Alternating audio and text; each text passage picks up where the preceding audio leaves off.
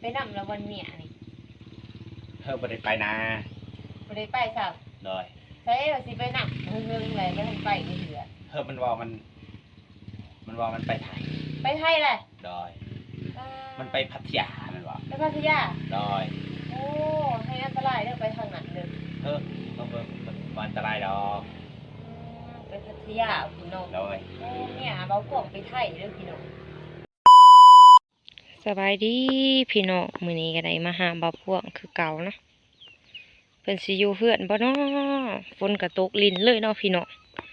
คือสิอยู่เฮือนนั่นแหละเบิ่งบ่าวพวงอยู่เฮือนบ่ใส่เด้หั่นบ่เห็นเนาะพี่น้องเนาะใส่เลยบ่เห็นเนาะบ่าวพวงอยู่ไสแหละ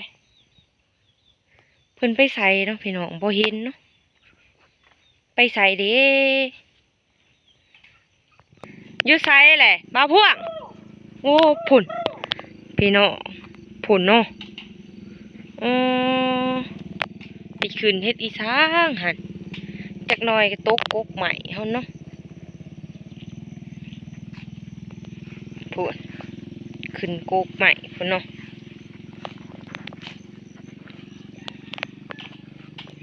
เฮ็ดอีสางเลยอยู่กกใหม่อยู่เทิงพุ่นเนาะ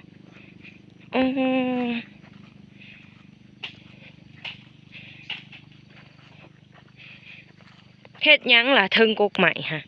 เฮ้ยจะบ่ดังที่น่ะเฮ็ดหยังเลยค่ะขึ้นไปเฮ็ดอีสังเลยโอ้เคยมาองยาบ่เห็นเลยค่ะเฮ้ยจะบ่เฮ็ดนำบ่ดังเออเฮาลืมเบอร์โตขึ้นไปเฮ็ดสังเลยค่ะเฮาขึ้นลิ้นนั่งเลยขึ้นลินโอ้ยลินอีสางอยู่เทิงกกใหม่จักหน่อยก็ตกลงหาลงเธอบ่ลงดอกโอ้คือว่าไปขึ้นกกใหม่เลยฮะมาซ้อมมูละไก่มีอยู่เลยบ่หลายคนลักไก่ซ้อมจนละไก่นะเอ้ยลูกไปใส่เลยคือว่ามาขึ้นอยู่นี่อีนางมันนอนเด้นอนเลยได้โอ้ฝุ่นกกปักสูงขึ้นในเซยเขาจะเข้ามาตีน่ะบ่เป็นโรคได้นี่น่ะเป็นลงคือว่าเป็นลงขึ้นไปได้ไรเลยโอ้ยาตัดที่มันสิถือคอยเลยโอ้ขึ้นไปได้ไรเนี่ยจะมากับไพ่น่ะโหยังมาเท้าลงก่อนนะอย่าพานะเขาเบิกโจรนะอ๋อเห็นอยู่ว่าอะไรโจรฮะนี่แหละไก่เขาเสียวานนี่ฮะวานนี่ไก่เขาเสียอะไรโดยจักโตเลย2 โตผูกโดยลงมาจะหน่อยก็ตกฮะเขาลงมาน่ะเป็นอยู่บ่อะไรลูกเขาบ่เป็นนะเป็นนั่นใดแหละขึ้นคือว่าเป็นเอาลงในที่น่ะโอ้บ่เป็นดอกข่อยฮะนั่นสิเป็นลงบันผ้าหันแกงลงก่อนลงทางนี้นั่นน่ะลงข้างนั้นได้คือบ่เป็นลงนะโอ้เอาลงในหน้าน่ะเป็นนะได้โดดลงโดดโอ้ยเนาะหันโอ้ยผ้ากับแกงลงเจ็บบ่เลยตัวโกกใหม่ฝุ่นว่าฝุ่นเบิ่งกลเปื่อนฮะเกือบตาย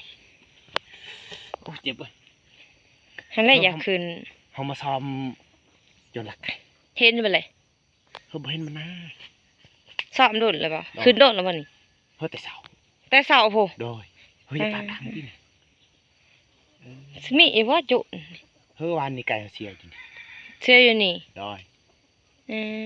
เขาว่าสิซ้อมออกทุนยิงเพิ่นนะกันเห็นจุเทบาทนี่ป่ะโดยเขาจะมาใครนั่งมาผู้เดียวนะคอยโดยจะมาสัมภาษณ์บ้านนี่นะ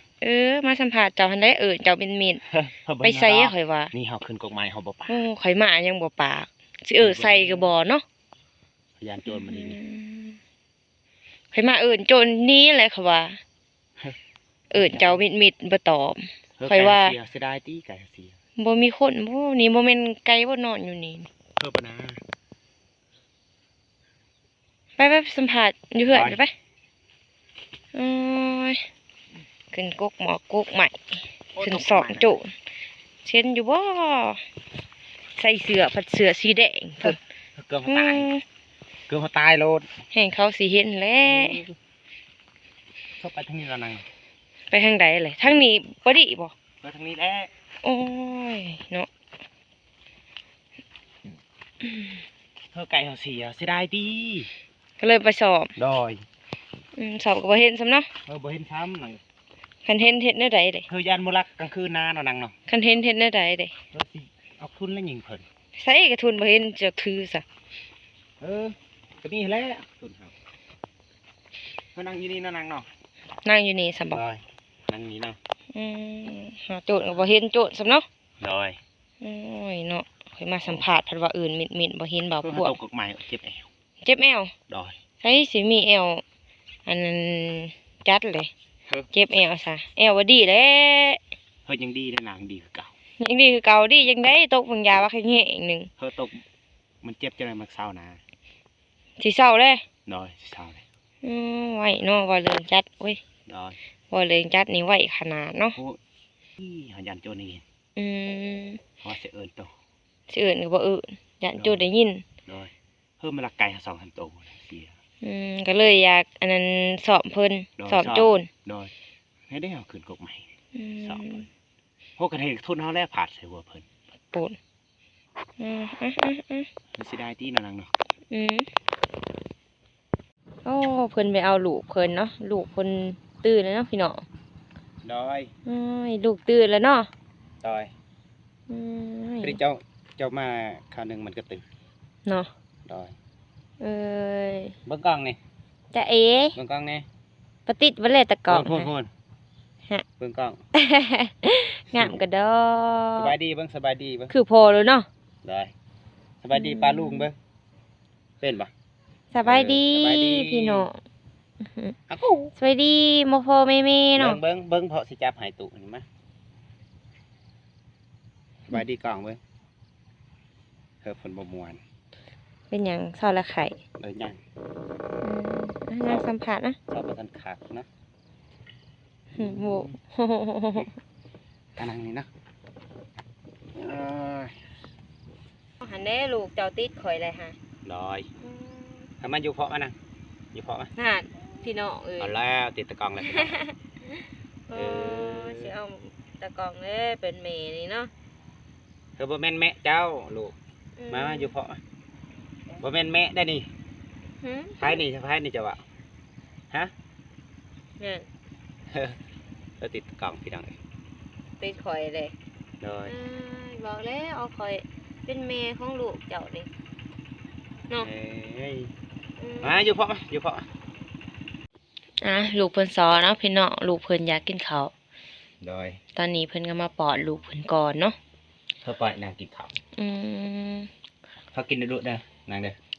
สบายดี สบายดีสบายดีสบายดีสบายดีเด้อพี่น้องเอ้ย ตอนนี้ก็มาปอดลูกเพิ่นอยากกินข้าวเพิ่นว่า ลูกอยากกินข้าว มาท่านกินข้าวเช้าว่าลูก ดอยมันกำลังตื่น มาปอดลูกปอดเองบ่หรือว่า ให้มัน สิ กิน ให้ เอง ตะกล่องปอดให้ ไผ่ปอนก็กินนะ กินบ่ เอาเจ้าคิดฮอดแม่จะบ่คือคิดฮอดแม่ป่ะ กินแล้วกินหาตะกล่อง คิดฮอดตะกล่องเนาะให้ตะกล่องเด้อเป็นแม่จะเด้อแล้วตะกล่องเป็นแม่จะเด้อ ให้บ่ได้ให้บ่ใส่เมฆ อยู่เบิ่งนี่ติอยู่เบิ่งนี่ติปินหน้าใส่กล่องไว้อยู่นี่ก็อยู่อ่ะ มันไม่อยากอยู่นี่เนาะ ใจอีกเด้ออีนาง เป็นกินข้าวโอ้กินเองเนาะ แซ่บเนาะ ใส่ดีไปนำแล้ววันเนี้ยนี่ เธอบ่ได้ไปนะ บ่ได้ไปซับ ดอย ใช่ว่าสิไปนำเฮิงๆเลยบ่ทันไปนี่เถื่อ เธอมันว่ามันไปไทย ไปไทยแหละ ดอย มันไปพัทยานั่นว่า ไปพัทยา ดอย ให้อันตรายเด้อไปทางนั้นเด้อ บ่บ่อันตรายดอก ไปพัทยาพี่น้อง โดย โอ้เนี่ยเบาพวกไปไทยเด้อพี่น้องแค่ มั ได้ใดเลย มันว่าไปดินน้ำทะเลของเรา ไปในน้ำทะเล โดย อืม เขาก็อยากไปนี่แหละน่ะนางเนาะ อยากไปอยู่อ่ะ โดยพัทยาเนาะ ไปนำเมียหรือว่าไปสั่ง อยากไปลินนี่แหละ บ่ไปว่านำเมีย จะได้มันก็มานะ ว่าญาติว่าอะไรเมียไม่มีผัวใหม่ ก็ยานทันแล้ว ใหญ่พ่อก็ไปนั่ง บ่ไปนะ อยู่กับลูก โดยปะมันมาอีก อืมเลี้ยงลูกผู้เดียวเด้อเดี๋ยวนี้นี่ โดย อืมเมียก็ไปปะแล้วพี่น้องเอ้ย เมีย เด็กได้ ไป ผัว ปะในนั้น ผัวใหม่มาจ้างเมียจ้ะ บ่จักแล้ว ไปเฮ็ดงานหรือว่าเด้อใด บ่จักนำมันนา ไปบ่บอกบ่ โดย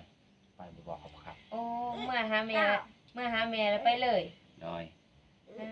เมียเพิ่นไปไทยไปพัทยาเพิ่นว่าเนาะเฮ็ดได้ไดบัดนี้ อยู่กับ เห ลูก งา เขา เลย นี่ เนาะ โดยอยู่กับลูกเขาสองคนนี่แหละเอาแม่เนาะ ถามเมียมาเลยว่าสิเอาผู้ใหม่ กันมันบ่มากเอาไปนั่นน่ะ เอาไผเลย มีแล้วสาว มีแหละ โดย ไปใส่เลย อยู่บ้านเขาอีก อย่าว่าเจ้าเอง โดย แน่ใดเลยเคยคือบ่ฮู้นำเลย